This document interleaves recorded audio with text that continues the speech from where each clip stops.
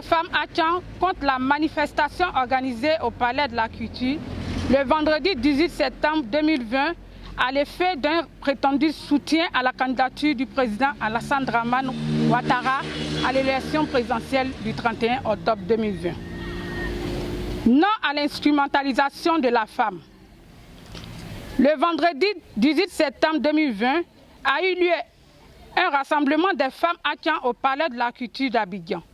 Ce rassemblement a été organisé par le ministre-gouverneur Begue-Mambe, les ministres Kagba Laurent, Dao Paulin et Dame Sabine Goumagnon, présidente autoproclamée de l'Institut Akan Goto, c'est-à-dire présidente des femmes Akan des 63 villages, notamment le fait que nous reconnaissons en toute autorité le droit d'appeler les femmes Akan à des réunions, rassemblements politiques comme apolitiques.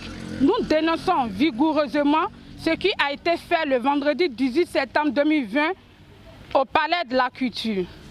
Une véritable fermeture s'est déroulée à la grande surprise de ces braves femmes Akan convoyées au motif qu'elles devaient parler avec les ministres de l'autonomisation des femmes Akan. Elles ont été accueillies dans la grande salle par des posters géants à l'effigie du président Alassane Dramane Ouattara et précisant Alassane Ouattara, candidat des femmes Akan à l'élection présidentielle du 31 octobre 2020. Les femmes Akan dénoncent cette manipulation, cette mascarade orchestrée par leur propre aînée, Dame Goumagnon Sabine. Depuis des mois, cette dernière sillonnait les villages Akan, exhortant les femmes à l'entrepreneuriat, à l'autonomisation, faisant miroiter la promesse de 50 millions de francs CFA pour les activités génératrices de revenus. Hélas, 1000 fois hélas, les femmes Akan constatent que leurs propres frères et sœurs viennent profiter de leur naïveté. Les femmes Akan des 63 villages s'insurgent contre cette mascarade. Elles ne sont pas dans leur entièreté pour ados.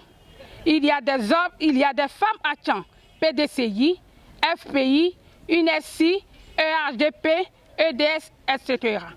Elles dénoncent l'amalgame dangereux qui a été fait le vendredi 18 septembre 2020. En cette année électorale tendue, face à la situation de troubles déjà organisés, occasionnés par le non-respect de la Constitution et le rejet de certaines candidatures, les femmes Akan ne veulent ni être juges, ni partisanes, mais des femmes qui sensibilisent au respect des lois, de la démocratie, de la paix. Elles rappellent que le sang a trop coulé. Le sang a trop coulé sur la terre de leurs ancêtres. Le sang a coulé dans les villages Akan. Allusion faite au village d'Anokwakouté en 2011. Elles appellent à la paix et surtout rappellent que le peuple Tiaman fait face à des graves problèmes cruciaux de son histoire moderne. En effet, des filles sont injustement emprisonnées dans les geôles de la Maka. Le commissaire Osé Logué, le secrétaire général de EDS, M. Mpono Etienne, des frères en exil, le plus élu est Noël Akosi Benjo, ex-maire du plateau, et le colonel Loba Patrick. Des chefs de village régulièrement arrêtés comme des vulgaires bandits. Le chômage récurrent de notre jeunesse, l'expropriation des terres, etc. C'est dans la résolution de ces problèmes récurrents que nous attendons nos autorités et pas ailleurs.